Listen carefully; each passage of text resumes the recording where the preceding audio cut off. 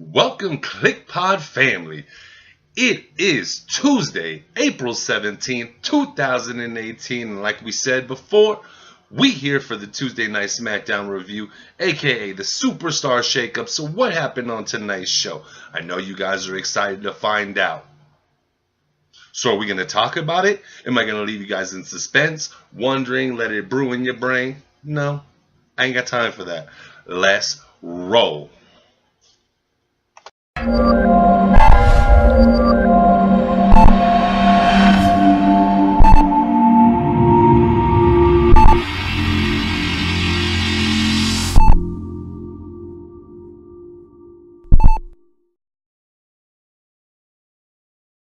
Yo, what's up, guys? God, is it good to be back. First off, as always, thank you, Kliqpod family, for joining us every Monday, Tuesday, and every other damn day of the week. It's exciting. So, what did we learn tonight? What did we find out? Was there any big shakeups? Was there anything really exciting to talk about? So tonight's show, we kick off with your WWE champion, Mr. AJ Styles, coming out in style. As always, as soon as AJ hits the ring, of course, first thing on his mind is revenge with Nakamura. Said he should have been focused on his match last week with Daniel, but come on, we all know Knock's inside his head. So, AJ proclaims how he wants a piece of Knock. He can't get Knock off his mind. So what does he go and do? He goes and calls out Knock to the ring. But does Knock appear? No. But who does show up? Rusev Day. And while I'm on the topic of Rusev Day, let me tell you guys, I want a shirt that says Aiden's got bars for days. Because that dude is, man, he is so entertaining. Absolute excitement, guys. So, after this, we get Rusev coming down. Of course, Mr. Aiden drops bars like he always does. This actually leads to the first match of the night, which is going to be Rusev versus AJ. This is extremely quick, guys. AJ gets the early calf crusher on Mr. Rusev. Right after this, right before Mr. Rusev can tap, Mr. Aiden English slides in the ring. DQ. AJ wins by DQ, but who runs out to AJ's aid but Mr. Daniel Bryan? So, guys, we know right off the bat, this is starting off the show, so we're probably going to see this as the main event of the evening. And guess what we find out when we hit the backstage and we have a little interview with Shane and Paige? Of course, Rusev Day versus AJ and Daniel Bryan is your main event. Tag match. Were you excited to see this when you heard about it tonight? I know initially I was. But did it live up to expectations? We'll get to that a little later. Right now we got a lot more show to cover. At this point in the show, we have Shelton Benjamin head down to the ring. And crazily enough, Shelton is talking about Mr. Gable, who just late last night was in the Superstar Shake Up, and he headed over to Raw. So, Mr. Benjamin put this great tweet about how inspirational of a teammate Mr. Chad Gable was for him. And then he proceeds to tell us that his account was actually hacked. And then he proceeds to take back everything he had tweeted. Not only with this, he proceeds to say that he didn't need Chad Gable at all. He's glad he's gone and he's ready to be a superstar by himself. At this point, he starts speaking about how he was talking to Paige about some competition. He wants to face the best. So, instantly, we hear the music of Mr. Randy Kenneth Orton hit. Mr. RKO himself comes down. Before he can get all the way down to the ring, we hear the Enigma, Jeff Hardy's music hits. This lets us know Jeff Hardy has just been entered in the Superstar Shakeup, and now we got him over on Tuesday nights. So the U.S. title comes back home, but with a new owner. With this being said, we find out Jinder Mahal gets his rematch, not this Friday, but the following Friday, at the biggest Royal Rumble ever, which will take place in Dubai, India. I hope Jeff retains. I want him to come back with the title, guys. Hopefully that title does not head to Raw. I don't think it will head to Raw, but hey, there could be some shocks in the making. With this being said, typical Jeff Hardy match. Gets his butt whipped for a long time. Hits his high impact moves, gets his reversal. We get a twist of fate. Followed up with a swanton. Hardy wins 1, 2, 3. What I noticed throughout this match, guys, the crowd was really quiet. They weren't really into this. And for Jeff Hardy, I think he's one of those wrestlers that kind of just thrives off the excitement of the crowd. So with them being kind of down tonight, I think that's why the match was downplayed and it just didn't get to the highest levels. You know, typically they could do some amazing work together, but this just wasn't one of those nights. So we get Hardy with the 1, 2, 3. After this, we get a video package from one of the newest SmackDown superstars, The Miz, and he's accompanied by his new beautiful baby, and Maurice, who is absolutely gorgeous. With that being said, quick little package letting him know he'll be on SmackDown next week. Of course. So we'll see you next week, Miz. Till then, we're not focused on you tonight. Then we find out a trade, which is literally just swapping faction for faction. We find out Absolution is headed over to SmackDown. At this point, I'm thinking, and I'm like, damn, didn't we just have the Riot Squad go over to Monday Night Raw last night? So all we really did was switch them. Why? Do I really think that Absolution is going to come over and do something on SmackDown? I think the Riot Squad and Ruby Riot were doing fine themselves. Well, more specifically, Ruby Riot. I just think the rest of the squad is kind of just there. But Ruby was doing phenomenal work. So this was really a pointless swap. To me, at least. Also, I'm thinking, did they make this move to bring Absolution back with Paige? So, stay tuned. We'll find out more. Is this how Absolution will get their push, with Paige being the GM? Will they get a strong push? Which one of the two will get the push? Because obviously, with them moving over to SmackDown, where Paige just happens to be the GM now, obviously they're doing something with this move, or at least we have to hope and believe they are. At this point, we get Luke Harper versus Jey Uso. There's a beatdown.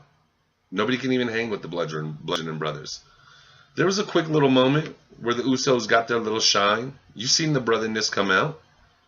But with that being said, this was just an absolute demolition. And then at the end of this match, we're getting Jimmy Uso getting beat up. He's laying against the steel steps. Rowan and Harper are grabbing the mallets. You could see that look of destruction and carnage in their eyes. And then we have Naomi running down the entrance, screaming in terror as she's trying to protect her boyfriend. She doesn't even... This is what frustrates me. You want to sell this, you get down there, you lay across your man, you use yourself as the shield. She stayed to the side just in case they happen to do this. But a funny little moment happened here. Mr. Luke Harper puts his hand on Rowan, looks at him, tells him no, and they both just head to the back. So it makes you wonder, could we see a future kidnapping, and I hate to use that terminology, but a future taking of Naomi?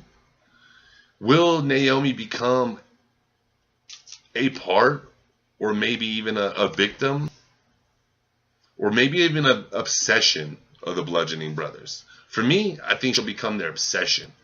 The thing, not only do they want the tag championships, but they want her as well. Because obviously, that's the key to Jimmy's heart. What better way to crush a tag team than to take one of the tag members' most powerful piece?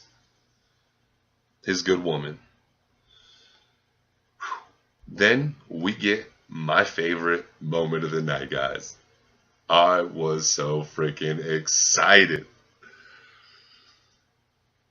Mr. Samoa Joe is officially a SmackDown representative. I'm excited. Yo, the possibilities of matches. Not only that, he's naming off the possibility of these matches with another amazing fire-ass promo. But before this great freaking promo, we actually had a quick little match. Samoa Joe versus Sin Cara. Obviously, it was a beatdown. There's no other way this should have gone. This match didn't even go 2 minutes, and in no way should it have. Joe is one of the most dominant forces in the WWE to date. Let's push this man. Let's see what happens with him. Oh my goodness, man. Like, so he wins the match, kicks back, starts his promo. And all I'm thinking while he's spitting this great promo, another great one. I mean, what can't this man do? But all I'm thinking is the possibility of matches. We could see AJ Styles versus Joe again on the grandest stage of them all. We could see Daniel Bryan versus Joe. And these are people Joe is literally mentioning running through. And that's what's so exciting. The possibilities. Will this work out? God, I pray and I hope so, man. Because I want to see what's going to come. Okay? I don't want to see this corny generic shit we see every week. Joe is an absolute beast. Let me see him in beast mode. Let me just see him destroy those baby faces. Let me see week-to-week dominance from a wrestler named Mr. Samoa Joe. And how does he finish that? Believe that. Let's go. Man, Joe 2018 WWE champion. Let's see it.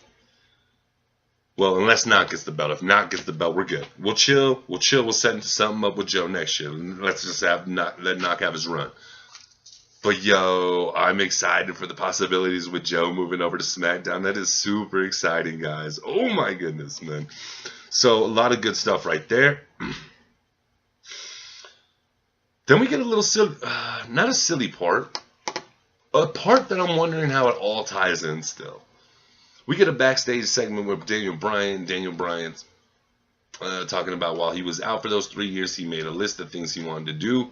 One of those being a wrestling match with AJ Styles. Unfortunately, obviously, we seen Nakamura interrupt that last week. And then we see a man we haven't seen forever. And he is officially moved from Raw to SmackDown. And that man's name? Big Cass. Nice return tonight, buddy. So we get Big Cass standing there, just staring right over the top of Daniel Bryan's head. Like, where? You're the little guy they're all making a fuss about? Like, he just walks off. Daniel Bryan just sits there in the stairs. We leave.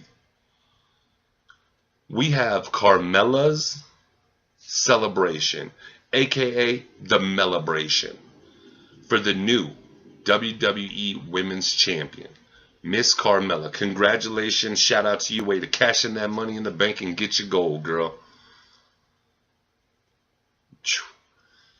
Originally, she opens up talking about how she selected the perfect opportunity. The perfect opportunity to strike, to capitalize. She's the one who made it happen. And she is the one who made it happen. I don't want to hear any of you out there saying, you know, the Iconics were the ones who set it all up. I don't want to hear it. You don't say it when other guys do it, but when Carmella says it, you got an issue? No, man. No. Hands down, good new champ. Crazily enough, I actually found this segment kind of boring. She's sitting there in the ring, bragging about how she beat a Flair. It's a Flair. Once again, man, like, God, can Charlotte build her own career where we just use her as the greatness and not the name that's behind the woman? She does amazing things by herself. Why is it always the name that has to push that greatness? Okay, it's like JD said, it's the Roman star. She gets the Roman treatment. She literally gets the Roman treatment. We get a little video package of herself. She fails to put in, like I said, the images that happened before she cashed in last week. At this point, Charlotte comes down, reminds her, hey, aren't you forgetting something that happened? At this point, we get the Iconics coming out, Peyton Royce and Billie Kay. Women are gorgeous. I'm not even a fan of an Australian accent, but it works. I dig it. Did I dig this whole segment and the things that transpired from this? Not so much. But did I enjoy this? Yes. With that being said, the Iconics come out, talk mad trash to Charlotte. Carmella's just sitting in the ring, putting her arm on the podium, just watching these girls tit for tat. She's the champ. She ain't got to do nothing. Just chill back and relax. Have a drink. Charlotte gets off the apron, attacks the Iconics. We go to commercial break, or then we get Becky Lynch running down. Go to commercial break. Come back from commercial break. We got a one-on-one match. Charlotte Flair versus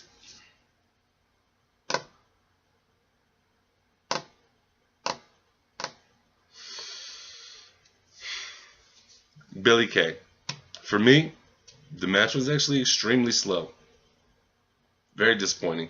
A lot of holds. We started to get some speed up towards the end. Figured this would happen. We get Charlotte with the victory here. Victory, of course, with the figure eight. No problems there. I have no complaints. Carmella was sitting ringside at the announcer's table. As soon as the match ends, she comes in the ring, attacks Charlotte from behind with the WWE Women's Championship. Her and the Iconics are just whooping Becky and Charlotte. And then something that I don't really consider a superstar shake-up move, because I mean technically we've pretty much already seen her make the jump when she challenged for the championship at WrestleMania. But we get it's revealed that Asuka is officially on SmackDown. She comes out, clears the ring, sits there, looks in the Queen's face, does the little Asuka thing, looking gorgeous as always. Amazing wrestler. And that's the segment. I didn't really feel we learned too much here. Okay? For me, I already assumed after Asuka went for the belt, she was staying on SmackDown. There's no way she's going back to Raw. There's nothing for her over there. There's nothing for her to do.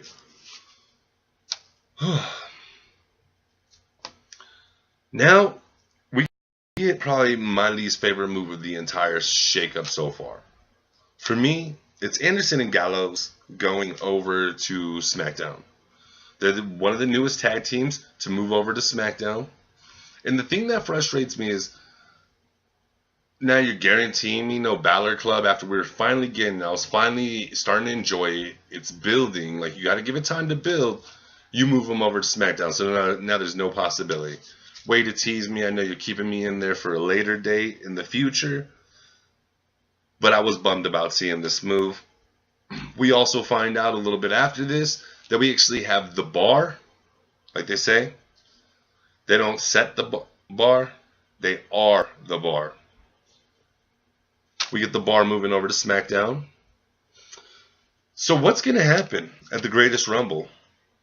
Are they going to win the tag belts and bring them over? But then how do we get the belts, the SmackDown tag belts back over on Raw? Does this just make really their match against Bray and Matt a wash? And we already know Matt and Bray are going to win due to this superstar shakeup? This is one of the ones that I think you should have kept quiet until after the world's largest Rumble. I think that would have been a better time to make this move, have the bar transition over, without kind of giving away what I expect to see at the end of this match. If they win the titles, that would be kind of weird, having two sets of titles over on SmackDown and one of those being the Raw title. Now, at this stage, we get a little silliness. We get the New Day. They're backstage. And guess who they run into? Somebody we haven't seen in a minute. Mr. R-Truth. And then out of nowhere, while they're talking, we see Ty Dillinger, the perfect tan, and I said tan, show up out of nowhere. And when the New Day asks if him and R-Truth know each other, man, they do this handshake like they've been homies forever. Talk about how, yeah, they know each other real well. You guys should go back and check out this handshake. You guys would have thought man, it kind of reminded me of a basketball handshake. This thing was ridiculous. It was smooth. I liked it, man. I actually liked this little segment, man, with all five. But of course, it ends with R-Truth being a little crazy, going off, and them discussing, yo, is he all right? Then we find, then on the show, we go through a little quick rundown of everybody who's made the move. The only one we haven't learned at this point that's made the jump, or at least not in this case making the jump, but getting the jump up to the main card, is Sanity, which is exciting. I love EY. I love Sanity. I'm super excited to see them on here. I was hearing some rumors that possibly Bray could run Sanity. That would be cool, but right now it's just good to see Sanity come up to the main card. I like this three-man stable, and they're going to do some amazing things. WWE Creative, please let them do some amazing things. Don't screw us over on this one. Then we find out one of my other favorite moves to the SmackDown roster. Mr. Andrade Cien is coming to SmackDown with Selena. I am super excited. Yo, this is another one of them situations where I'm watching this. I already kind of figured this would happen because we talked about it before. I think we talked about it actually last week on the Tuesday night review. But I'm thinking, him and Daniel, God, like him and AJ, how fast and how good he works in the ring. They would all do some amazing things together. And I'm just sitting there daydreaming at this point. I'm like, oh my God, like we're gonna see some amazing things in the near future. I think with nothing else being said, I think SmackDown has won the Superstar Shake Up. Take my money. That's gonna be the better show again. Okay, they're gonna finally make this show the top show again, where it should be, man.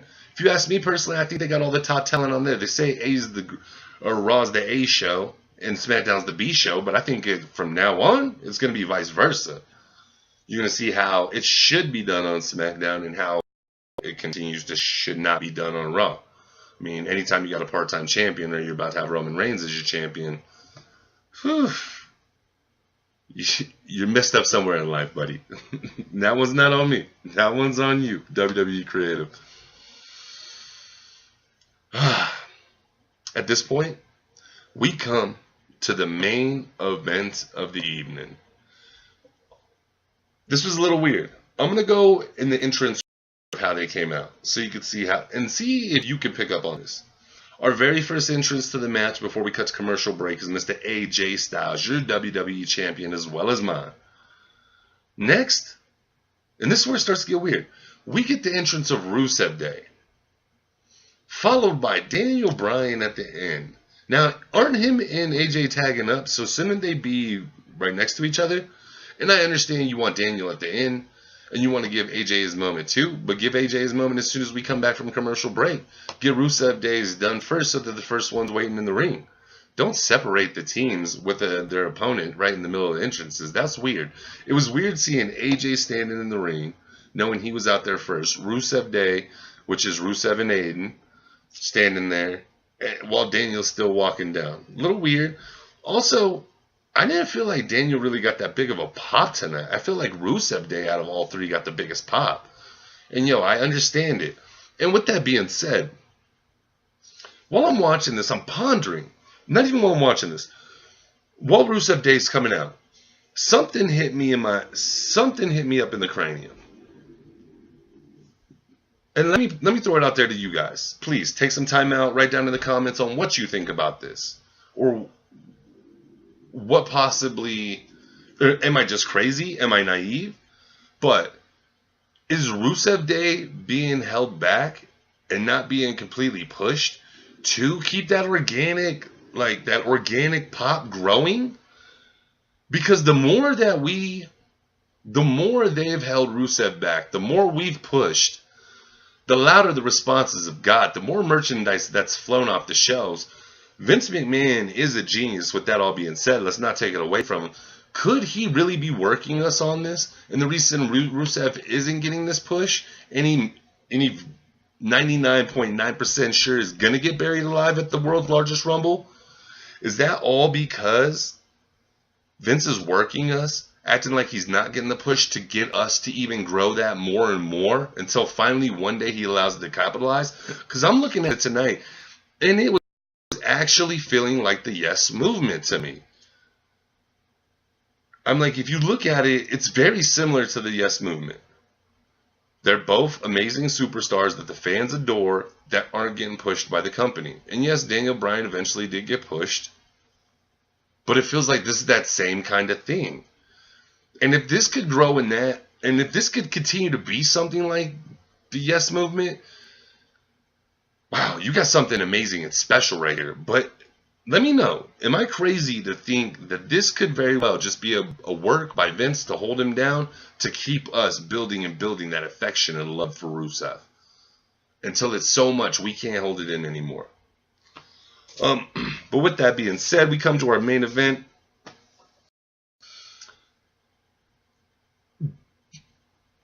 It was a good match.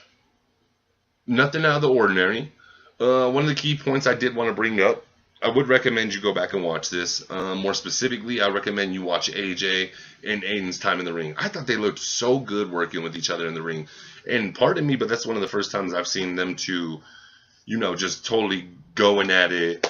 I don't want to say going at it like they were going hard or anything, but, just squaring up in the ring. And, man, I thought they performed really well. I thought they worked very nice. Hit some great spots together. So, I mean, that's something I look forward to possibly seeing in the future. Not an Aiden English title run.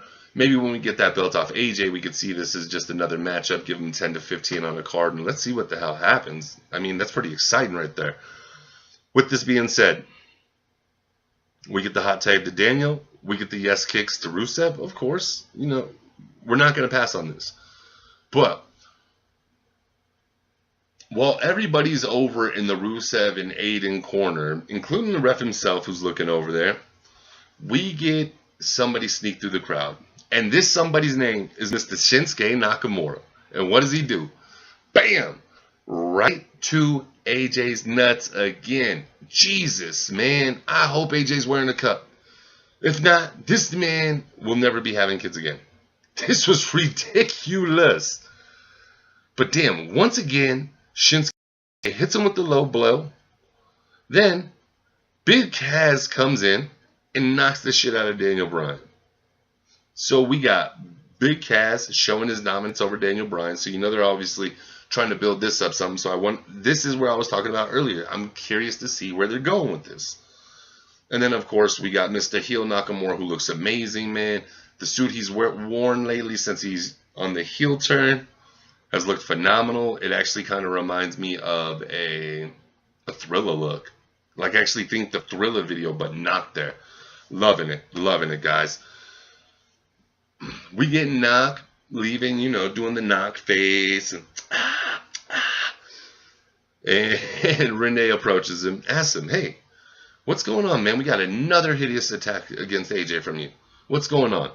Once again, my man delivers like he... Knock's response, I don't speak English. Which is so good, man. I mean, just totally keeping the character in line. I really enjoyed that. Like I said, I'm really excited to see where they're going with this Knock heel. I don't want to get myself overhyped like I did for the Mania match and be sold short, but I'm enjoying where it's going. Overall, was the show a huge success? No. Will I say it was even good? It was acceptable. What I will say, though, it was fun learning about the movements we got from the Superstar Shake Up. I definitely think SmackDown's winning this. I definitely think going forward, SmackDown's going to be the ace show. But only creative and time will tell. With that being said, as always, guys, thank you for joining me. Don't forget, or sorry, actually, let me inform you, not don't forget, let me inform you. On Wednesday, I will be dropping a video. I haven't decided the topic right now. There's 2 topics. If you listen to this all the way through to this point and you put your vote down, I promise you, whichever one gets the most votes will definitely be my choice. 2 options are why Bret Hart is the GOAT or why Roman Reigns should be a heel. And you guys know me, I'll admit this. If Roman was to turn heel, I would enjoy it. But that's on you guys to decide what you want to hear. On Thursday, I'll be back with another video. We'll go ahead and recap the Superstar Shake Up to that point. I don't know if there's going to be any moves made online later past that, but we'll make it up to that point. We'll give each show a draft grade, and we'll break it down from there. So, some fun, exciting content coming out over the next couple of days, guys. But as always, thank you for spending your Tuesday night with me. Don't forget to follow us on Twitter at Kliqpod. You can follow me individually at TheLegend958. Don't forget to follow us on Facebook, Podomatic. And while you're watching this video, go ahead and take a moment for me. Like, subscribe. As always, comment below. Interact with your boys. But with that being said, kick ass, take names, and peace.